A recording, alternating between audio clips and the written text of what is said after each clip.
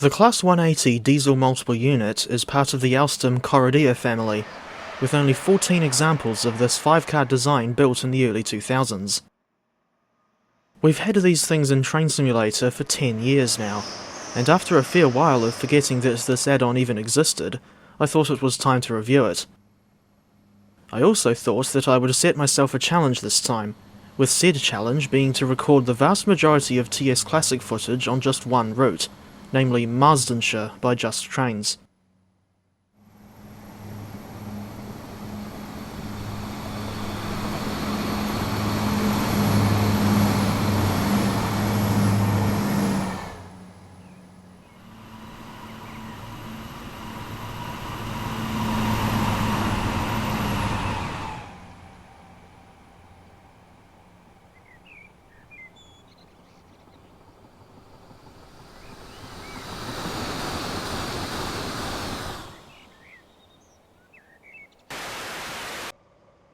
Dovetail Games released their Class 180 add-on in March 2015, and it's still available on Steam for a full price of $24 New Zealand dollars, which is a bit steep if you ask me.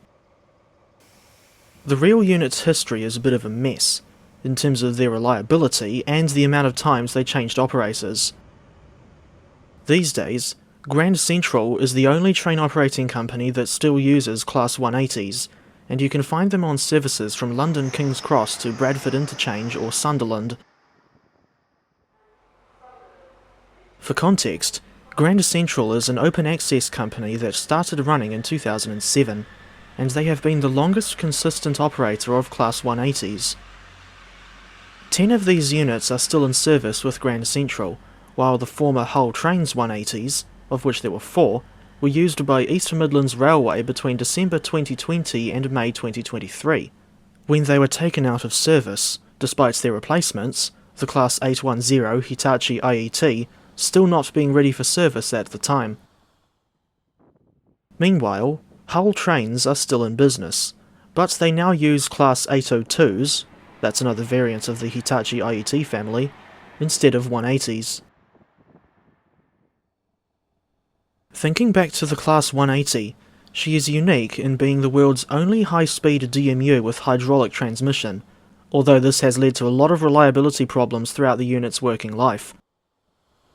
The 180s are powered by Cummins QSK-19 diesel engines, one for each coach, and can reach a top speed of 125 miles per hour.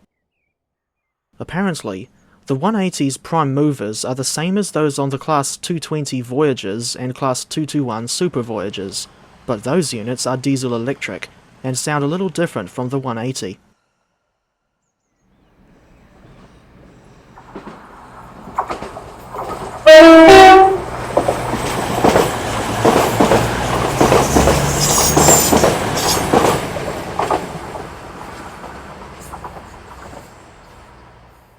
If memory serves, the sounds for the TS Classic version were recorded from a real 180, but either recorded or edited poorly. I think this unit is deserving of an enhancement pack from Armstrong Powerhouse at some point, but for the time being, here's a demonstration of the default sounds.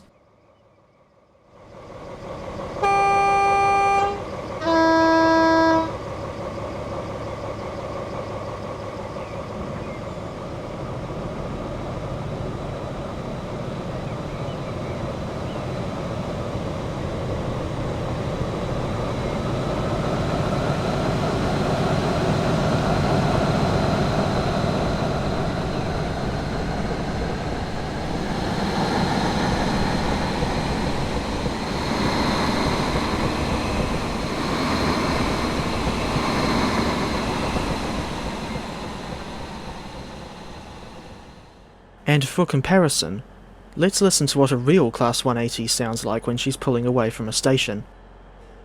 This one was recorded at Sunderland on the 22nd of April 2025.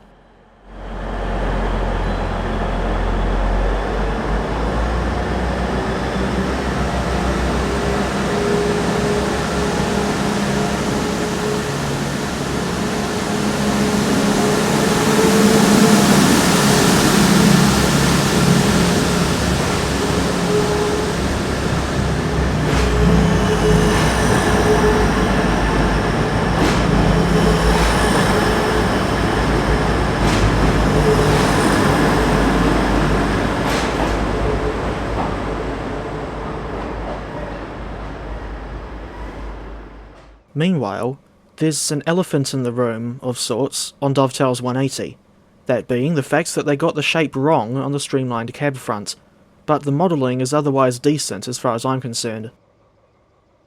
As for setting up this unit, it's fairly easy to get it going, especially when compared to the Class 460 if you're preparing that thing from cold. One of the first things to do is move the reverser out of neutral. Otherwise, you'll be going nowhere. For comparison, here's a Class 175 alongside a Class 180. These units are part of the same family, but are very different from each other. For one thing, the 175 can only go as fast as 100 miles per hour, and doesn't use the same engines as the 180. The 175 uses Cummins N14E-R power units, and yet, when Dovetail brought the 175 to TS as part of the South Wales coastal route, they reused the 180 sounds on the 175. Go figure. Armstation Land Rover released an enhancement pack for the 175 in November 2016, but the original was discontinued in 2020 and replaced by an updated version. At this stage, I don't know if I'll ever get around to making a video dedicated to the Class 175. For more information on the 175s, 180s, and other Alstom Juniper trains from the early 2000s, I recommend watching Rory McVeigh's video on the topic. Incidentally, I never got to ride aboard a 180 when I was in England, and the only class from the Juniper family that I actually travelled on was the Class 458/4, of all things.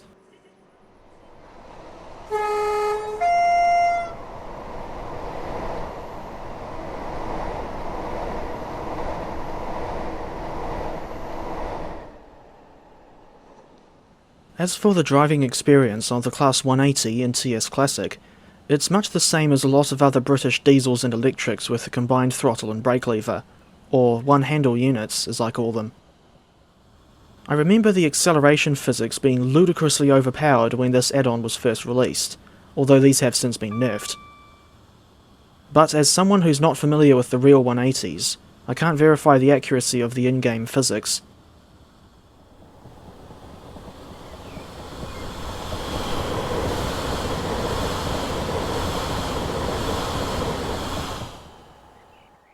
Considering the wide variety of liveries carried by the Class 180s throughout their lives, the TS Classic add-on's inclusion of only one livery as standard is quite disappointing.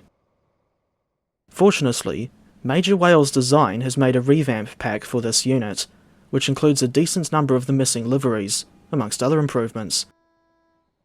I'll add a link to NJW's website in the description, for anyone who wants to download the revamp pack. The Class 180 also comes with two scenarios for the old East Coast Main Line London to Peterborough route of 2013. I vaguely remember playing those default scenarios when the 180 was first released, but I didn't bother revisiting them for this review because, in all honesty, I have no interest in Dovetail's default scenarios.